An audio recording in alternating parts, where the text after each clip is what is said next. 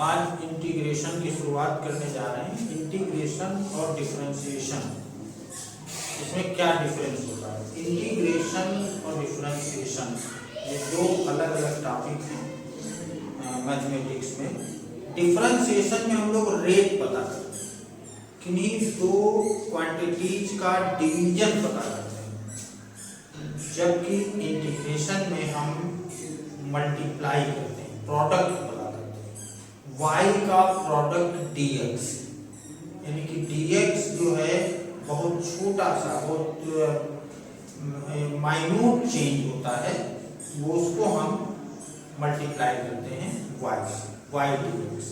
यानी जैसे वो एरिया निकालना हुआ या जो भी प्रोडक्ट वाली चीजें हमें फाइंड करनी रहती हैं, वो हम इंटीग्रेशन से फाइंड करते हैं। तो इंटीग्रेशन में जो डिफरेंशिएशन के फार्मूले हैं, उनका जो है ठीक अपोजिट यूज होता है। जैसे साइन एक्स का डिफरेंशिएशन कास एक्स होता है, तो कास एक्स का इंटीग्रेशन साइन एक्स होता है। कास एक्स का डिफरेंशिएशन माइनस साइन एक्स होता है, तो माइनस साइन एक्स का इंटीग्रेशन कास एक्स हो जाएगा।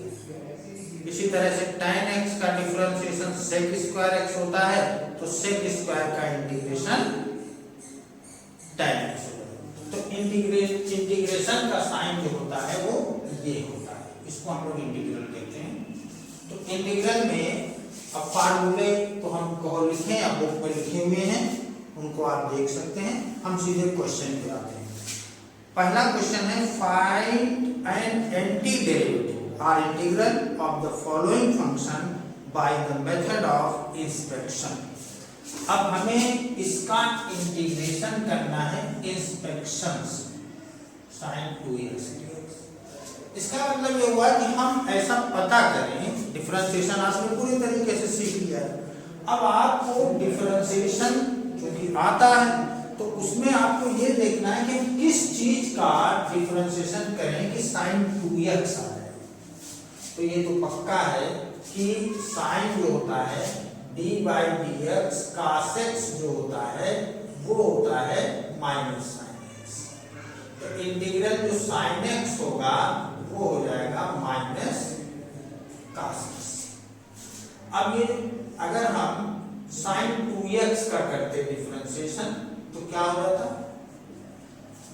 कास 2x का अगर हम डिफरेंशिएशन करते तो क्या हो जाता? हो जाता d by d x cos 2x, ये होता minus sine 2x d by d x 2x, यानी माइनस 2 साइन 2x ये होता। अब हमें साइन 2x का, तो यहां पर अगर हम लिख दें कास 2x अपान 2, जो कि 2 तो है नहीं, यहाँ 2 आना चाहिए था ना, 2 तो है नहीं, तो हमें डिवाइड करना पड़ेगा। तो ये हो जाएगा माइनस इंटीग्रल खत्म हो जाएगा, इंटीग्रल करेंगे कास 2x अपान 2 प्लस।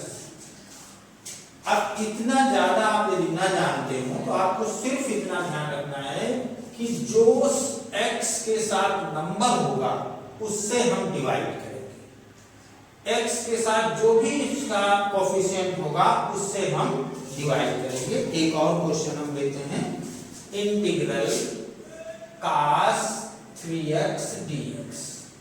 तो कास x का डिफरेंशिएशन क्या होता है? साइन x, तो ये हो जाएगा साइन 3x और x का कोफिशिएंट 3 है अपान 3 प्लस c क्या है? c इंटीग्रल कांस्टेंट है। इंटीग्रल कांस्टेंट का मतलब होता है कि जब कभी हमने डिफरेंशिएशन निकाला होगा तो कांस्टेंट का डिफरेंशिएशन चूंकि 0 हो जाता है, इसलिए ये c रहा होगा तो उसका डिफरेंशिएशन 0 हो गया होगा, जो कि हमें यहाँ पे नहीं मालूम है, तो हमें पता नहीं है, इस वजह से हम c ऐड कर लेते हैं। अगर कुछ होता है कांस्टेंट तो उसकी वैल्यू हो जाती है, अगर नहीं होता है तो c की वैल्यू 0 हो जाती है। तो ये इस तरह से है। अब जैसे ये आपका पहला क्वेश्चन हो गया, ये आपका दूसरा क्वेश्चन हो गया, तीसरा क्वेश्चन हो गया इंटीग्रल e की पावर 2x dx। इसमें e की पावर x का इंटीग्रल e की पावर x होता है, e की power x dx is equal to e की पावर x प्लस c, तो इसका e की पावर 2x हो जाएगा, लेकिन जो x का कोएफिशिएंट है उससे हम डिवाइड कर लेंगे प्लस c। ये आपका ये भी क्वेश्चन हो गया। थर्ड क्वेश्चन आपका हो गया इंटीग्रल ax प्लस b का whole square, integral ax plus b का होल स्क्वायर dx। अगर हम इसको x सपोज कर लें इस पूरे को, तो x स्क्वायर और x square integral x square dx क्या हो जाएगा, x की पावर 3/3 dx प्लस c। इसका मतलब क्या हुआ कि इसमें जो फार्मूला लगा x की पावर n dx, ये हो गया x की power n plus 1/n plus 1 plus c। ये क्या आ जाएगा, ax प्लस b की पावर 2 प्लस 1/2 प्लस 1 और x का कोएफिशिएंट क्या है a, तो यहाँ a से डिवाइड करेंगे प्लस c, यानी ax प्लस b का क्यूब अपान 3a प्लस c। इस तरह से ये क्वेश्चन हो जाता है। अब ये क्वेश्चन नंबर आपका लास्ट फिफ्थ इसका integral sine 2x into minus 4e की पावर 3x dx, तो सेम वही टर्म हो जाएगा माइनस cos 2x अपान 2 माइनस 4e की पावर 3x अपान 3 प्लस c। आपका पहला क्वेश्चन पूरे तरीके से हो गया। अब सेकेंड में फाइंड द फॉलोइंग इंटीग्रल्स। अब इसमें से इंटीग्रल्स आपको बता दिया हमने कि कांस्टेंट से डिवाइड करना है, यही लगाते हुए आप सारे क्वेश्चंस लगा लें।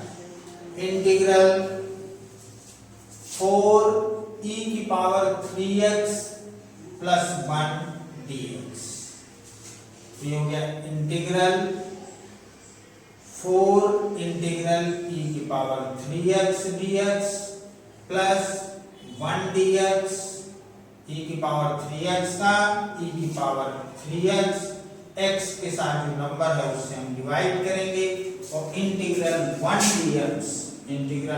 dx is equal to x, तो ये हो जाएगा plus x plus integral constant. Question number 7 integral x square 1 minus 1 upon x square dx। देखिए इसमें ये होता है कि क्वेश्चन को अपने अकॉर्डिंग बनाना पड़ता है, इसके लिए इसे सॉल्यूशन भी करना पड़ेगा। तो हम पहले इसको x स्क्वायर से मल्टीप्लाई कर देंगे, क्या आ जाएगा x स्क्वायर माइनस 1 dx। अब ये हो गया integral x square dx minus integral 1 dx, ये हो जाएगा x की पावर 2 प्लस 1 अपान 2 plus 1 minus x plus c, यानी ये हो गया x क्यूब अपान 3 minus x plus c। Question number 8 है integral ax square plus bx plus c dx, ये हो गया integral ax square dx plus b integral x dx plus integral c 1 dx, ये हो जाएगा a x की power 2 plus 1 अपान 2 plus 1 plus b x की power 1 plus 1 अपान 1 plus 1 और 1 का इंटीग्रल cx प्लस d 1 का इंटीग्रल x, ये हो गया ax क्यूब अपान 3 plus bx square upon 2 plus cx plus d। Question number 9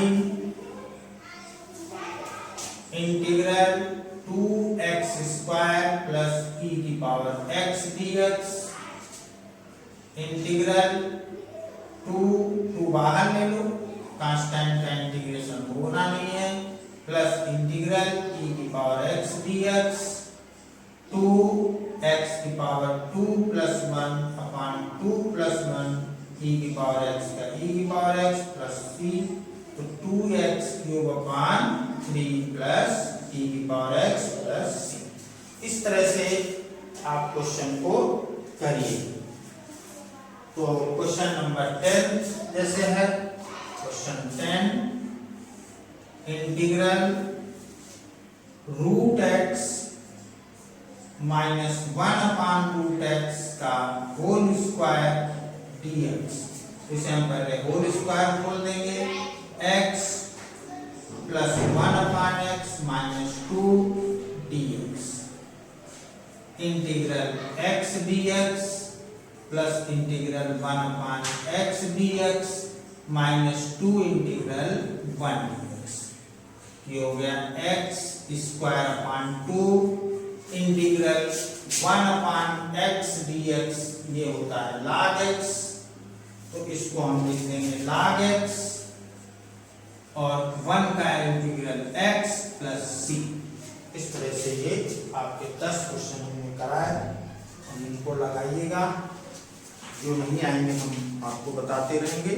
जिसको कोई पूछना हो तो कमेंट बॉक्स में क्वेश्चन का नंबर लिख दे, क्वेश्चन लिख दे, उसको हम वीडियो बना के डाल दिया।